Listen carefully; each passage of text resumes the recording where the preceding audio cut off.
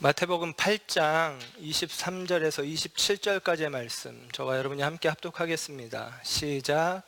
배에 오르심에 제자들이 따랐더니 바다에 큰 놀이 일어나 배가 물결에 덮이게 되었으되 예수께서는 주무시는지라. 그 제자들이 나와 깨우며 이르되 주여 구원하소서, 우리가 죽겠나이다.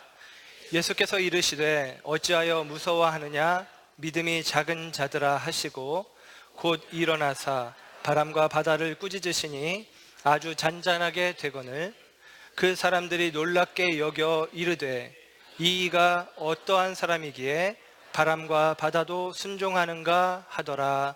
아멘. 아멘.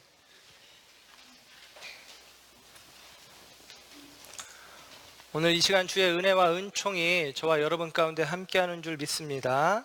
주님께서 은혜 베푸시기 원합니다.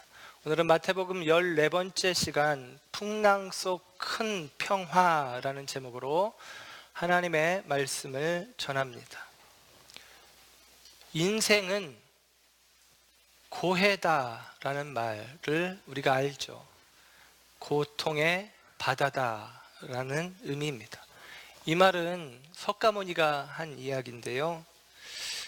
모든 사람들은 살아가는 동안에 인생의 풍랑을 계속같이 겪게 되어진다라는 의미입니다. 어떤 사람이 고통을, 풍랑을 좋아할 사람이 있겠습니까? 그런데 우리는 고통을 싫어하는데 고통이 우리를 좋아하는가 봐요. 고통이 우리의 삶을 늘 애워싸고 있습니다. 우리 주변을 어성거리며 우리의 삶을 불편하게, 힘겹게 하는 고통이 우리 가운데 있습니다. 오늘 본문의 말씀, 예수님께서 풍랑이는 바다에서 바람과 바다를 꾸짖어 잠잠케 하시는 이 놀라운 사건, 이 놀라운 사건의 이야기를 통해서 저와 여러분의 인생 가운데 있는 모든 고통의 그 바다를 인생의 항해를 하고 있는 저와 여러분 가운데 주님께서 우리 가운데도 이 말씀의 은혜가 실제가 되어지고 역사를 경험하는 저와 여러분의 삶이 되어지기를 기대하고 소원합니다. 우리의 인생은 예수님을 믿으면서 풍랑이 없는 삶이 되어지길 원할지 모르겠지만 우리의 신앙생활, 믿음 생활은 똑같습니다. 우리도 역시도 고해, 고통의 바다를 지난다라고 생각할 수 있을 것 같아요. 풍랑이 있는 삶이라는 것입니다. 예수님은 전에 산상순의 말씀을 통해서 우리가 확인하기를 예수님을 믿는 믿음의 길을 좁은 문, 좁은 길, 협착한 길이라 라고 이야기합니다. 어렵다라는 것이죠. 힘겹다라는 것입니다. 오늘 본문에 앞서서 예수님이 아마도 가버나움을 중심으로 갈릴리 서쪽 지역에 도시들이 있는데 그쪽에서 예수님께서 많은 기적, 능력을 행하십니다. 말씀드렸듯이 마태복음 8장, 9장은 예수님의 10개의 기적, 10개의 능력 행하신 사건을 모아두고 있습니다. 우리는 지난 시간에 나병 환자를 고친 이야기, 그리고 백부장의 하인을 고쳐준 이야기 등등을 살펴보았습니다. 베드로의 장모를 고친 이야기가 그 다음에 기록되었는데 그 말씀은 잠깐 건너뛸 건데 이따가 잠깐만 살펴볼 것입니다. 예수님께서 많은 병자들을 고치시고 귀신을 쫓아내신 결과 예수님에게 많은 사람들이 모여들기 시작했습니다. 예수님을 애워싸는 무리들이 생겼다라는 것이죠. 그래서 오늘 본문은 예수님께서 제자들에게 건너편으로 가자라고 말씀하시는 마태복음 8장 18절의 요청부터 시작이 되어집니다. 그래서 그들이 배를 타고 가는 길이었고 배를 타고 가다가 풍랑을 만났다라는 것입니다. 그들이 가고자 했던 곳은 가다라 지방이라고 마태복음에는 이야기를 하고 병행성경인 마가복음 5장, 누가복음 8장에는 거라사 지방이라고 이야기를 해주고 있습니다. 지명이 좀 다른 듯하지만 그냥 같은 곳이다. 우리가 그렇게 이해하면 되겠습니다. 그곳으로 무리를 떠나 예수님께서 가고자 하셨을 때에 가는 길에 풍랑을 만나는 것이죠. 성지순례를 갔다가 제 아내가 저녁 때 저희가 갈릴리 호수에 잠깐 이렇게 발을 담그고 있었는데 아주 작은 일렁임이에요. 높이가 한 30cm도 안 되는 그런 어떤 물결이라고 해야 되겠죠. 그걸 보면서 파도가 일었을 수 있겠다 그렇게 얘기하는데 제가 가소롭더라고요. 그 파도는 배를 삼킬 만한 파도가 아닙니다. 갈릴리 바다라고도 하지만 사실은 명확하게 말하면 갈릴리 호수죠. 갈릴리 호수인데 그 크기가 커요. 위아래로 한 24km, 폭이 한 12km 정도 되고, 예수님이 건너편으로 가자 그러면 여러분이 보실 때는 예를 들면 지도로 이야기하면 갈릴리 호수가 이런 모양이 되거든요. 근데 이런 모양인데 서북 쪽에 있는 가버나움에서 동남쪽, 동쪽에 있는 거라사 지방으로 가시는 것입니다. 그리고 그 과정 가운데 그래도 갈릴리 호수지만 바다라고 불릴 만큼 큰 그 물을 지나가다가 큰 풍랑을 만났다라고 하는 것이 오늘 이야기예요. 실제로 갈릴리 호수는 북동편으로 골란고원이라고 하는 헐몬산에서부터 시작되어지는 고원, 이렇게 언덕이 쭉 이어지고 있고, 아래쪽 남쪽으로는 사해바다로 이어지는 요단강이 이어집니다. 그리고 갈릴리 호수는 해발 마이너스 200m에 위치해 있어요. 헐몬산은 거의 백두산 높이 정도 되죠. 그러니까 굉장히 이 높낮이차, 고차가 크죠. 그래서 이 헐몬산 쪽에서 골란고원을 지나 내려오는 찬바람과 사해바다 쪽에서 올라오는 따뜻한 바람이 갈릴리에서 맞부딪히면서 예측하지 못하는 풍랑이 일기도 한다라고 하는 사실입니다. 아마도 그 풍랑이라고 생각해 볼 수 있는데, 그 풍랑이 있는 바다에 지금 제자들이 오늘 본문의 말씀을 보면 힘겨워하고, 그리고 예수님을 깨우면서 우리가 죽게 됐습니다 하면서 어려움을 토로하고 있다는 것입니다. 이것은 비단 2000년 전 갈릴리 바다에서 있었던 이야기만이 아니라 인생을 고해다라고 표현하는 그 서두의 말씀처럼 저와 여러분의 인생 가운데도 이런 일들이 있을 수 있다는 것입니다. 특별히 이 갈릴리 지역에 이 풍랑이 있는 것에 대해서는 일기예보도 없어요.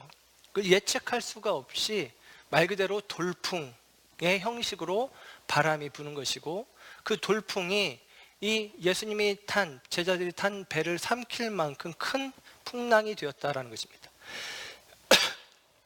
고고학적으로 갈릴리 호수에 이제 갈릴리 지역에 극심한 가뭄이 들면서 말하자면 오래전에 잠겨있던 배가 발견이 되어서 그 배를 복원한 그 배 모양이 갈릴리 쪽에 있는 박물관에 이제 보관이 되어 있어요. 그 크기를 짐작하건대 길이가 18m, 길이가 8m, 폭이 2.3m, 그렇게 이야기를 합니다. 그러니까 우리 25인승 우리 교회 이용하는 버스, 25인승 버스보다 조금 큰 정도, 그런 정도의 배입니다. 그런데 그게 발목을 찰랑찰랑하는 물에 넘어지진 않을 거 아니에요. 그러니까 훨씬 큰 파도가 일어났다라고 생각해 볼 수가 있어요. 여러분, 그래서 그 제자들이 그 풍랑 속에서 힘겨워합니다. 그 풍랑 속에서, 그 배를 삼킬 듯한 풍랑 속에서 두려움에 사로잡히게 되어집니다. 오늘 본문을 보면 예를 들면 우리들의 인생 속에서도 이런 풍랑을 만났을 때 이런 생각을 우리가 떠올릴 수 있는데, 본문의 제자들이 풍랑을 만나서 굉장히 곤혹을 겪고 있는데, 이 사람들은 갈릴리 바다에 대해서 전혀 모르는 사람들이 아닙니다. 예수님의 제자 그룹 안에는 베드로, 안드레, 야고보, 요한이라고 하는 이 갈릴리에서 물고기 잡이를, 배를 타는 일을 생업으로 삼고 있었던 제자들이 그 배에 타고 있었습니다. 그런데 그들이 힘들어하는 것이죠. 여러분, 인생에 부는 풍랑, 인생에 부는 바람은 서툰 사람에게만 오는 것이 아닙니다. 때로는 나는 자신 있어 하는 그 사람들에게도 감당하지 못할 풍랑이 일기도 하죠. 건강을 자부했던 사람에게 갑자기 큰 질병이 찾아와 쓰러지기도 합니다. 노련한 경영가들이 사업에 실패하는 수가 있기도 합니다. 마찬가지로 능숙한 신앙인들이 때로 시험을 만나고 유혹에 부딪히는 일들이 있다라고 하는 사실입니다. 저와 여러분이 신앙생활을 하더라도 이런 일들을 만날 수 있다라는 사실이죠. 아쉽고 안타까운 것은 예수님께서 이 풍랑이는 바다로 가자고 한 장본입니다. 예수님이 미리 아셨을 수도 있겠는데, 예를 들면 제자들 입장에서 보면 좀 속상합니다.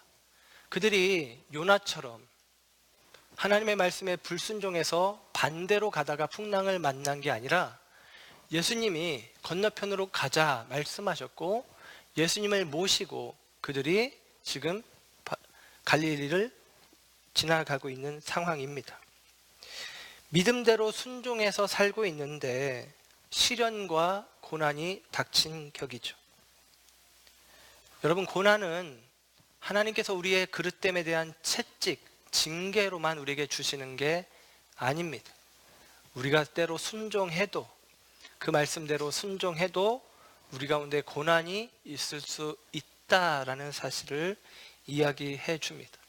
사실 아쉬운 것은 우리들의 인생 가운데 내가 예수님이 없을 때는 풍랑을 만났을지 몰라도, 내가 예수님을 영접하고 제자들로 치면 그 배에 예수님이 없을 때는 몰라도 예수님이 계시다면, 예수님이 계신데 그 배가 풍랑을 만나다니, 예수님이 계시다면 풍랑이 일다가도 그 풍랑이 떠나가는 것이, 잠잠해지는 것이 맞는데 어떻게 예수님께 순종하고 예수님을 모시고 가는 배인데도 불구하고 그 배에 풍랑이 일 수 있나 하는 생각을 할 수가 있다라는 것이죠.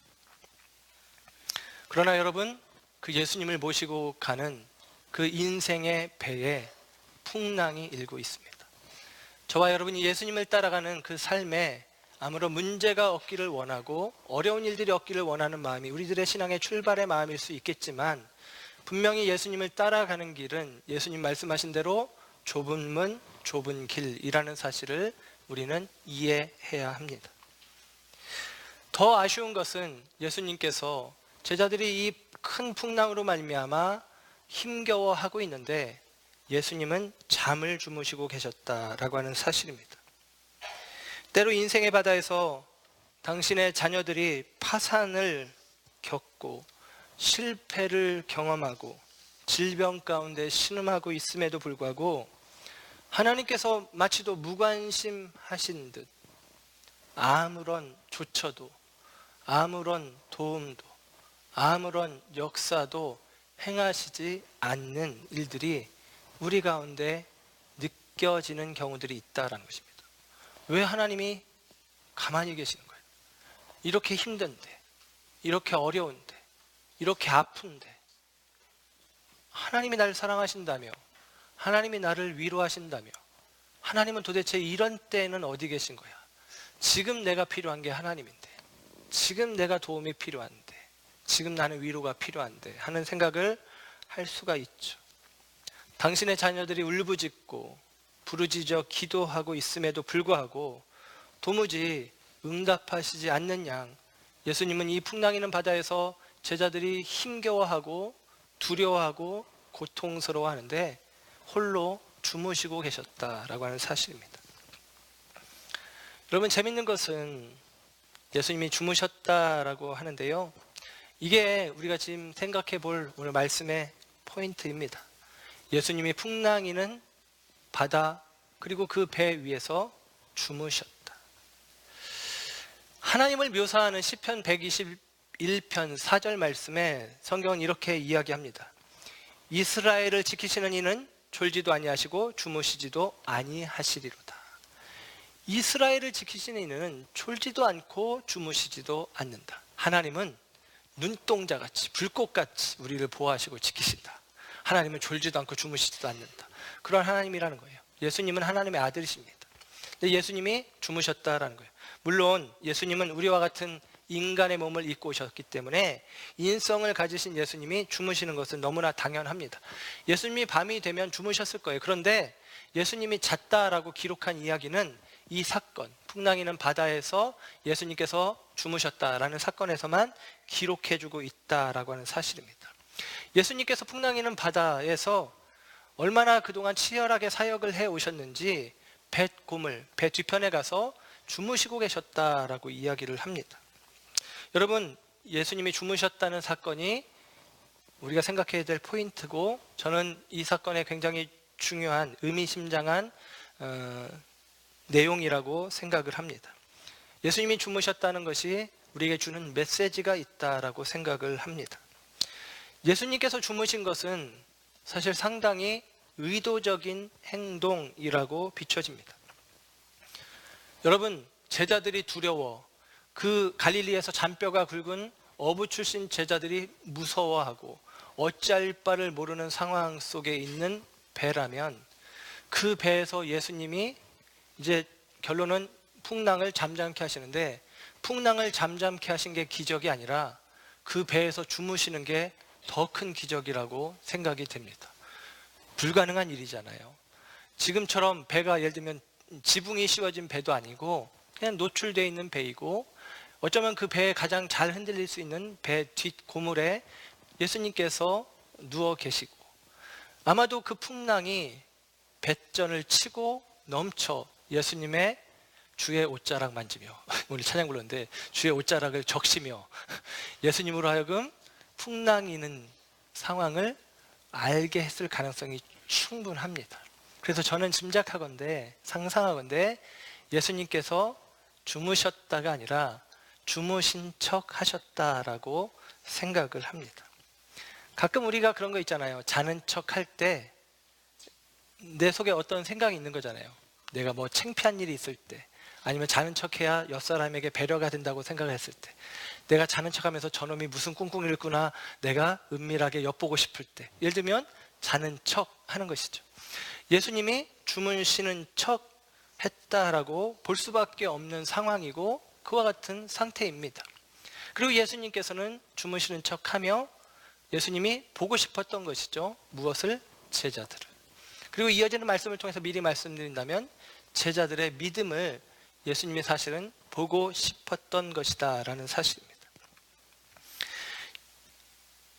예수님이 배에 계셨고 제자들이 이 모양 저 모양으로 애를 써도 이 풍랑 속에서 배를 지키지 못한다는 사실을 알고는 문제의 해결이고 문제의 해답이신 예수님을 깨우기 시작합니다.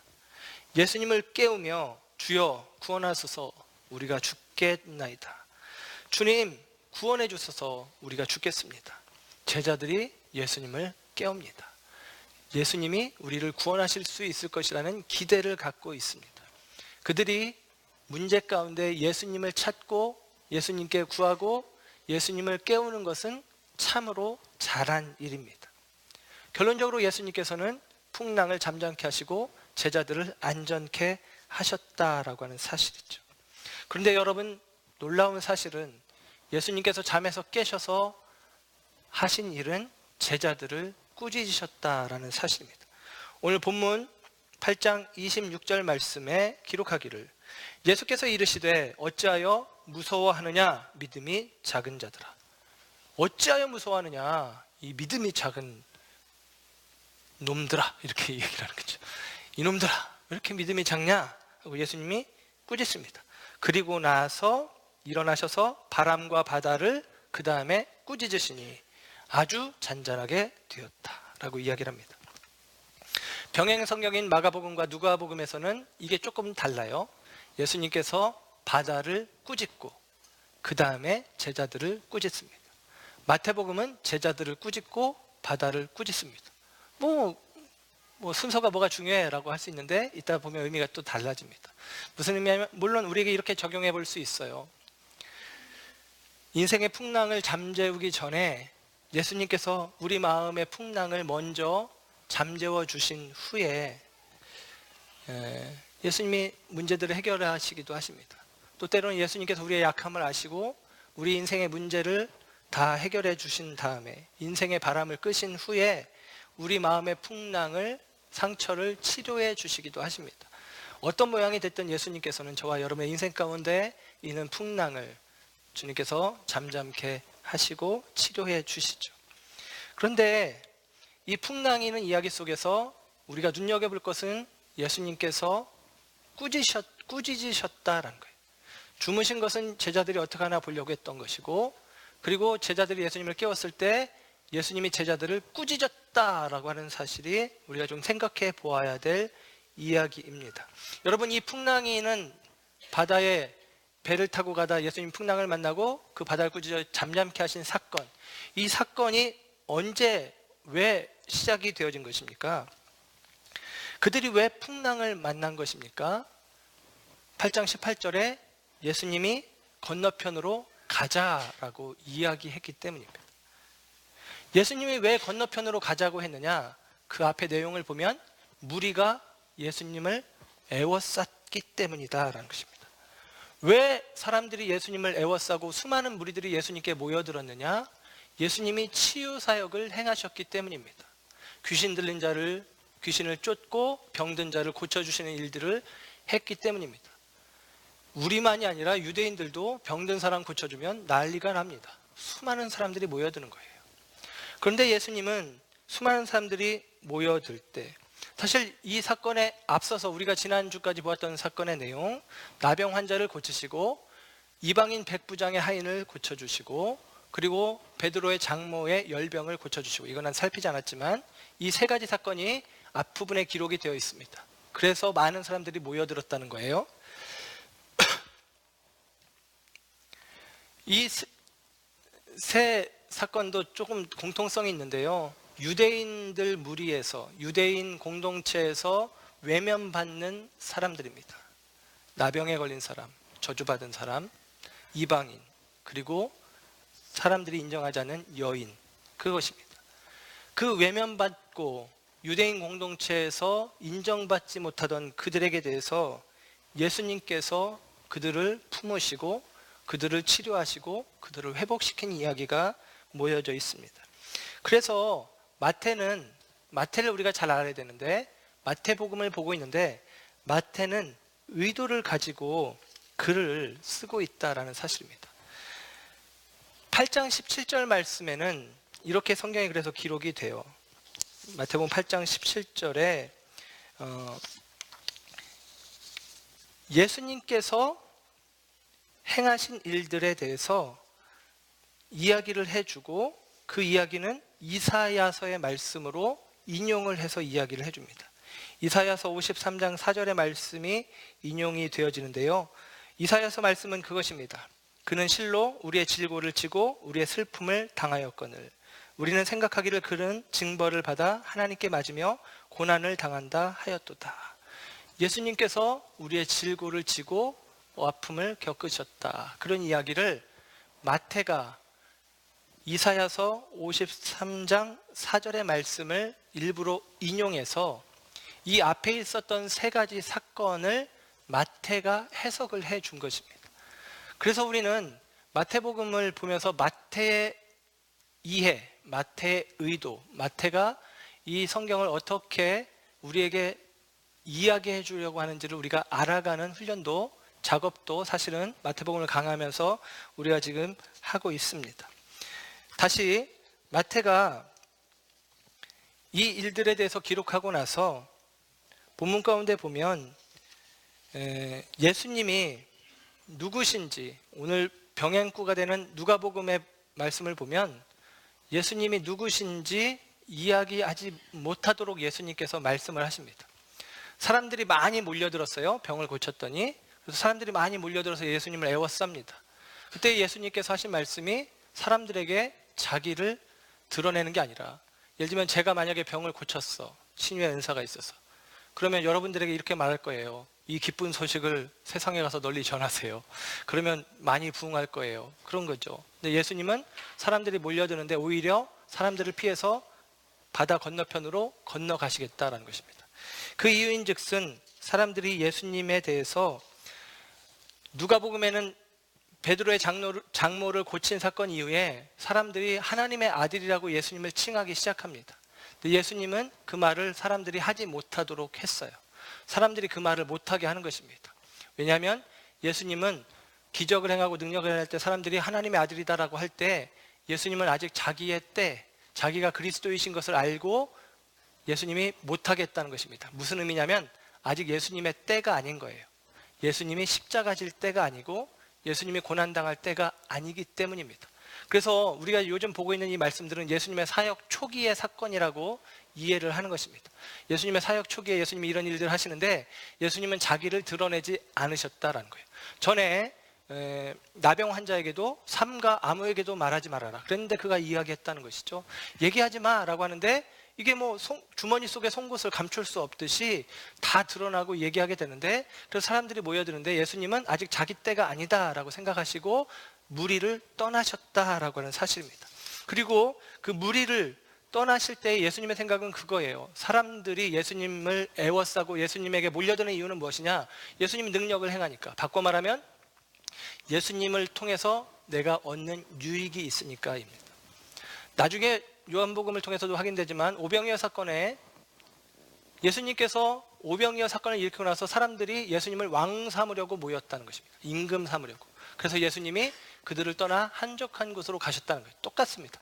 사람들이 예수님이 능력을 행하실 때 모여들었고 예수님은 한적한 곳으로 가기 위해서 배를 타고 건너편으로 가셨다는 것입니다. 예수님은 물론 기적의 종, 능력의 종으로 이 땅 가운데 오셨습니다. 마가는 그렇게 표현하는데, 그러나 예수님은 우리 가운데 고난의 종으로 찾아오신 것입니다. 예수님은 능력 행하러 오신 게 아니라 예수님은 우리의 죄를 대신 담당하여 고난 당하시기 위해, 그래서 마태는 해석해 주기를 예수님은 우리의 질고를 대신 담당하신 분이라고 이사야 말씀을 인용하며 앞의 사건들을 정리해 주고 있다는 것입니다. 그래서 예수님은 당신의 때가 아니라는 생각에 떠나가신 것입니다. 그런데요, 오늘 떠나가는 과정 가운데 풍랑을 만나고 풍랑 가운데서 풍랑을 잠잠케 하시되 말씀으로 바다를 꾸짖어, 바람과 바다를 꾸짖어 잠잠하라니 잠잠해진 것입니다. 그리고 오늘 우리가 읽은 본문의 내용 가운데 맨 마지막 절, 오늘 본문 27절은 성경이 이렇게 마침을 하거든요. 그 사람이 놀랍게 여겨 이르되, 그 사람들이 놀랍게 여겨 이르되 이가 어떠한 사람이기에 바람과 바다도 순종하는가. 이 사람이 과연 어떠한 사람이기에 바람과 바다도 순종하는가 라고 퀘스천 마크, 질문 형식으로 성경이 내용이 끝마쳐지고 있다라는 사실입니다. 물론 이 질문 형식이 영어에서는 감탄사를 쓸 때 쓰는 표현이죠. 예를 들면 what a beautiful 그러면 왜 아름답습니까? 이렇게 직역하는 게 아니라 얼마나 아름답냐 그런 의미잖아요. 와, 놀랍다, 아름답다 그런 의미인데, 예를 들면 와, 대단하시다 그런 의미이기도 합니다. 그런데 이가 어떤 사람이기에 바람과 바다도 순종하는가라고 하는 이 질문 형식으로 끝나는 이 풍랑을 잠잠케 하신 이 사건 이후에 기록되어진 가다라 지방에 가서 무덤 사이에 귀신 들린 자가 광폭하게 난동을 부리는데 그에게 예수님께서 귀신을 쫓아내 주시는 사건이 그 다음에 28절 이하에 기록이 되어집니다.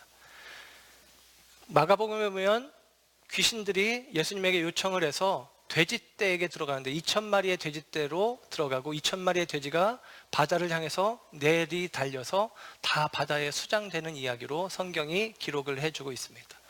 그런데 재밌는 사실은 이 뒤에 이어지는 이야기, 이 풍랑이는 바다를 지나 가다라 지방에 가서, 거라사 지방에 가서 예수님께서 행하시는 그 사건의 이야기 속에 이 질문에 대한 대답이 있어요. 그 대답은 29절에 나와 있습니다. 여러분 29절의 말씀을 보면 이렇게 기록이 됩니다.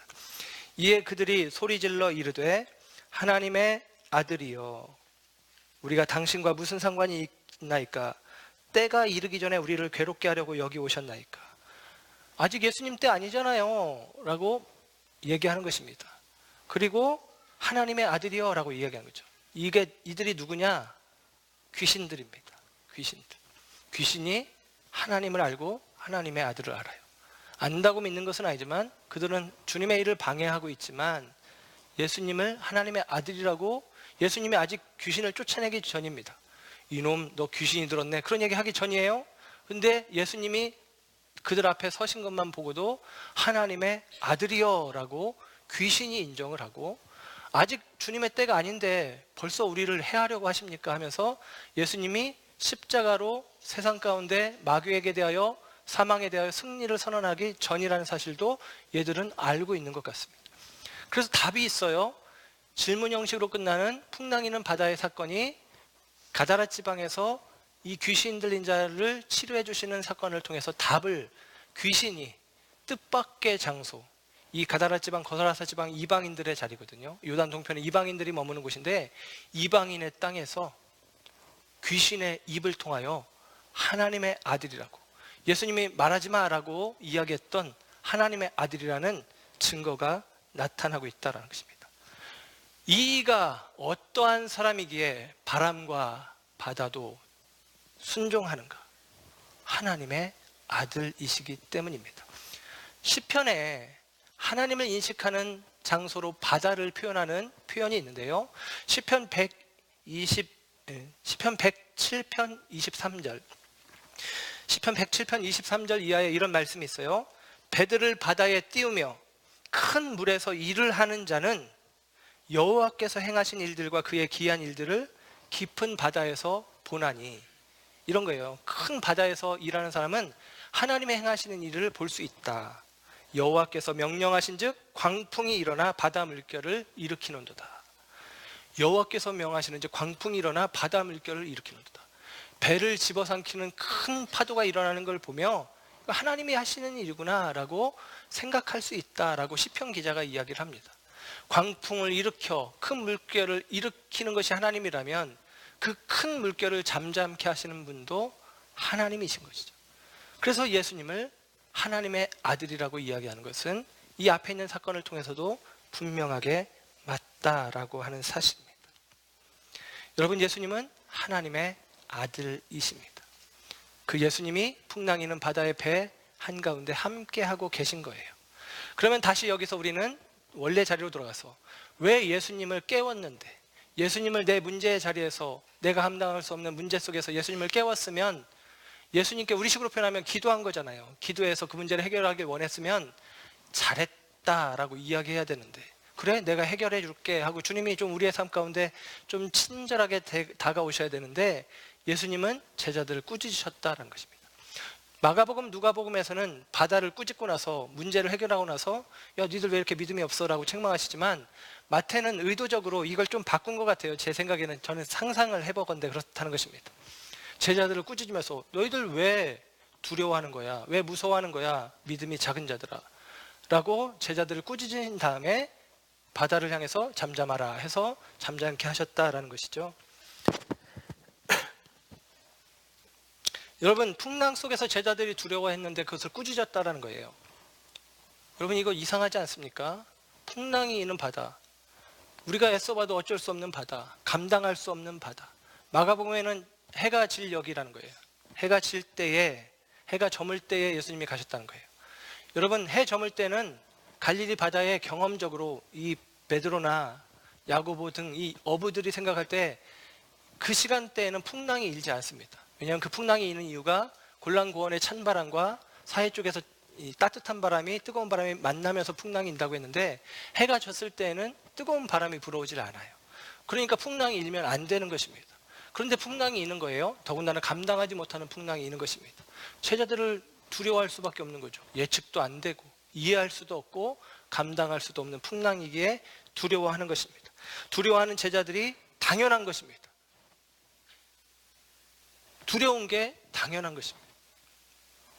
그럴 수 있나가 아니라 그럴 수밖에 없는 상황입니다. 그런데 예수님은 제자들을 꾸짖으셨다라는 거예요. 이게 우리가 생각하고자 하는 바입니다. 여러분, 말씀드렸듯이 마태복음을 의도적으로 편집했다라고 말씀을 드렸죠. 이야기, 사건이 있고 예수님의 강화, 말씀이 있고, 이야기, 사건이 있고 말씀이 있고, 사건이 있고 말씀이 있고, 그게 이제 마태가 기술한 방식입니다. 오늘 본문이 예를 들면 누가복음을 시작하면서 데오빌로요, 내가 일에 되어진 일의 순서대로 내가 기록하는 게 좋겠습니다 하면서 누가는 예수님의 행적을 시간의 순서대로 배열하려고 애를 써서 성경을 기록했다라고 표현을 합니다.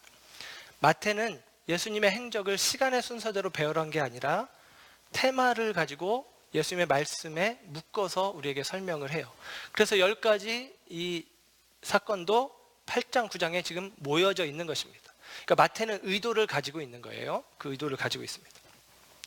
마가복음이나 누가복음은 나중에 우리가 천국 비유라고 해서 마태복음 13장에 가서 살피게 되어지는데, 말씀의 씨가 떨어지고 밭에 돌밭, 길가밭에, 돌밭에, 가시밭에, 옥토밭에 떨어졌다는 이야기가 마가복음과 누가복음에는 이 사건 이후의 기록이, 이 사건 이전의 기록이 되어져 있습니다. 이 사건 이전에 기록되어 있고 나중에 이 사건을 일어났다라고 이야기를 해주고 있어요. 그런데 마태는 이 사건을 일부러 앞편에 기록을 해주고 있습니다.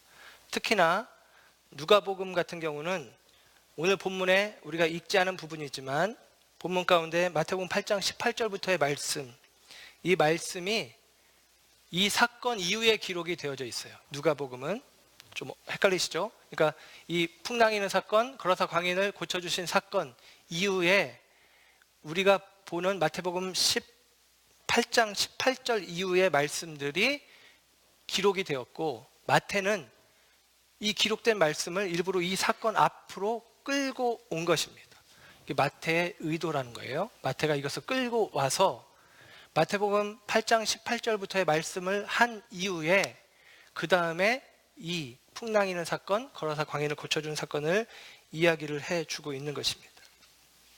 그래서 예수님이 왜 그들을 꾸짖으셨는지를 이해하기 위해서는, 꾸짖는 게 두려워하는 게 맞는데 꾸짖은 걸 이해하기 위해서는 마태복음 8장 18절에서 20절 말씀을 우리가 이해해야 가능한 것이고, 마태는 그 의도를 가지고 그를 기록합니다.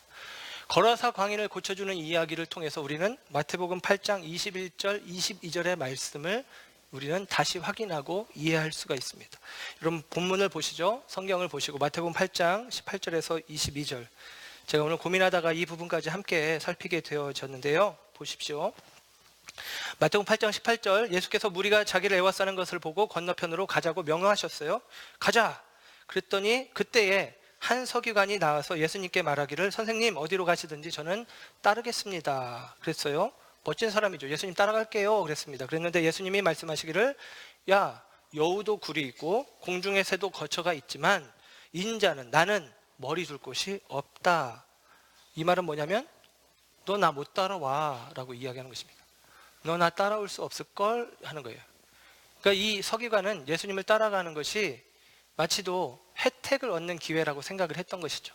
무리들과 똑같은 생각을 하고 있었던 것입니다. 근데 예수님은 아니다라고 얘기하는 거예요. 못 따라올 거다. 그 다음에 나오는 말씀은 이번에는 또 다른 제자가 와서 예수님께 말합니다. 예수님, 나 예수님 따라갈 건데 먼저 내 아버지를 장례 치르고 나서 예수님 따라갈게요. 그럽니다.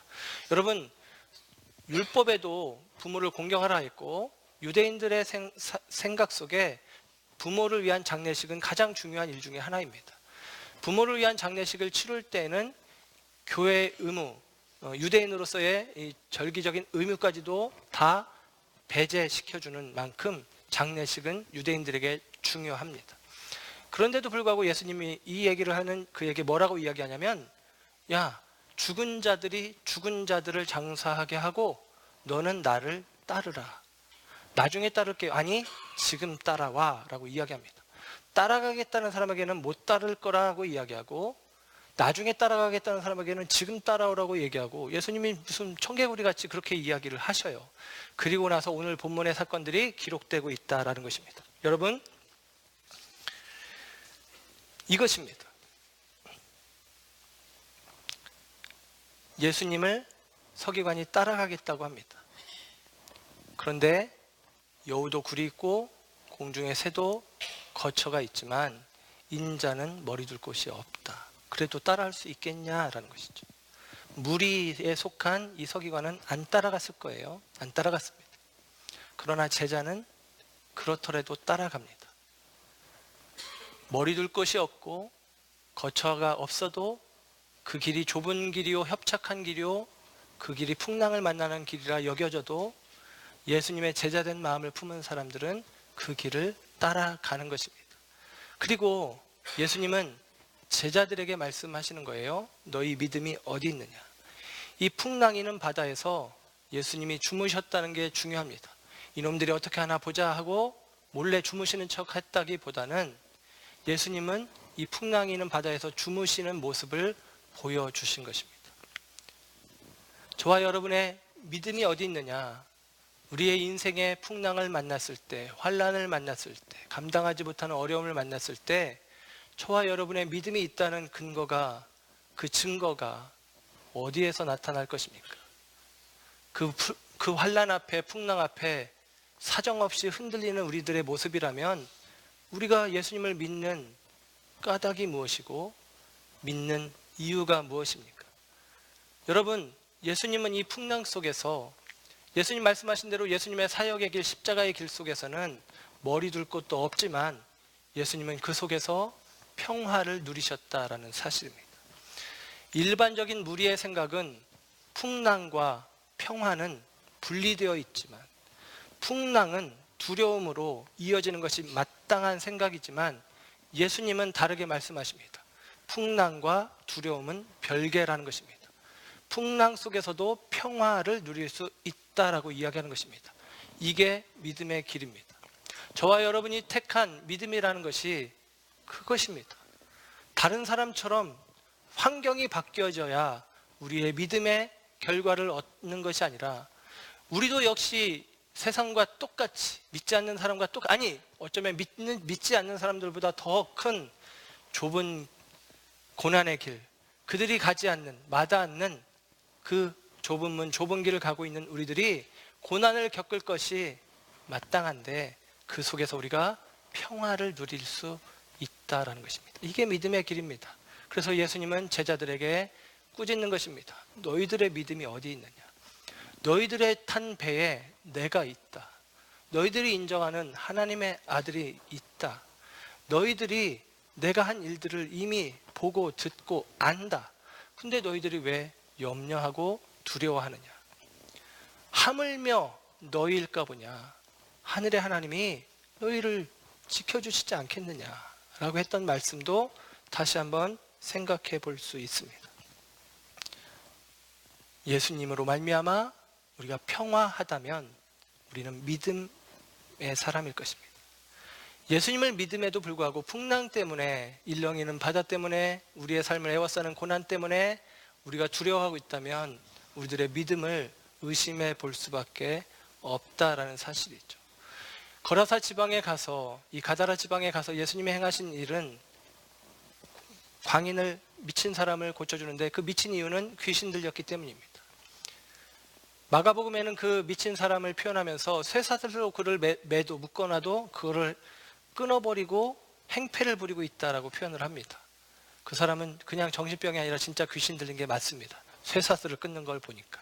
그런데요, 그 이야기가 되어진 사건의 자리를 무덤 사이라고 표현을 합니다. 무덤은 죽은 사람들이 누워진 곳이죠. 그리고 그 무덤 사이에 살아있으나 죽은 듯이 사는 사람이 바로 거라사 광인입니다. 그는 쇠사슬에 매였고 그는 귀신에 매였고 그 귀신의 눌림에 매여 있는 사람입니다. 그는 살아있지만 무덤 사이에 사는, 살아있지만 죽은 듯한 사람으로 살아가고 있습니다. 그러나 그에게 예수님이 찾아가셔서 그로 하여금 죽은 듯한 그에게 생명을 불어넣으시고 매인 그에게 자유를 허락하십니다. 그게 바로 예수님이 이루신 사건입니다. 이 말씀은 다시 본문 가운데 21절, 21절에 22절의 말씀을 통해서 확인이 됩니다. 제자 중에 또 다른 한 사람이 먼저 가서 아버지를 장사하게 해주세요 라고 했을 때 예수님이 아주 이상한 말씀을 하십니다. 죽은 자들이 그들의 죽은 자들을 장사하게 하라. 죽은 사람이 죽은 사람을 어떻게 장사 지냅니까? 시체가 시체를 장사 지낼 줄 수 있습니까? 근데 성경은 진짜 그렇게 써놨어요. 원어에도 그렇게 되어 있습니다. 무슨 말입니까? 요한계시록 3장 1절에는 소아시아 7교회 가운데 사대교회를 향해서 이런 말씀을 합니다. 내가 뇌 행위를 아노니 뇌가 살았다 하는 이름은 가졌으나 죽은 자로다. 사대교회를 향해서 뇌가 살았다 하는 이름은 가졌으나 죽은 자로다. 우리식으로 표현하면 그 교회는 죽은 교회야, 그런 느낌입니다. 여기서 말하는 것은 무엇이냐? 거라사 광인 살았으나 죽은 자입니다. 오늘 예수님이 하시는 말씀은 우리들은 예수님께 연결되어 생명을 얻은 자라는 것입니다. 그 생명을 얻은 자는 살아있으나 죽은 자처럼 옛것에 매여 사는 것이 아니라 새 생명의 가치를 가지고 사는 것입니다. 거라사 사람들이 예수님이 광인을 고쳐주시는 과정 가운데 귀신을 쫓아내어 돼지떼가 2,000마리가 수장되어진 이야기를 듣고 예수님께 찾아옵니다. 많은 무리들이 찾아왔어요. 그들이 찾아온 목적은 이전에 무리들이 예수님을 찾아온 목적과 다릅니다. 이들은 뭐라고 이야기하냐면 주님 여기를 떠나가 주세요 그럽니다. 왜? 돼지떼를 잃어버려서 금전적인 손해가 막심하다라는 것이죠. 그들의 가치관은 거짓에 매여 있는 것입니다. 물질이 그들의 생명처럼 여겨진 것이죠. 그들의 소유가 그들의 생명처럼 여겨진 것입니다. 그러나 예수님 말씀하십니다. 죽은 자들은 죽은 자들로 장사하게 하고 너는 나를 따르라. 나를 따르는 자에게 참된 생명이 있고 나를 따르는 자에게 참된 자유가 있다라고 선언해 주시는 것입니다.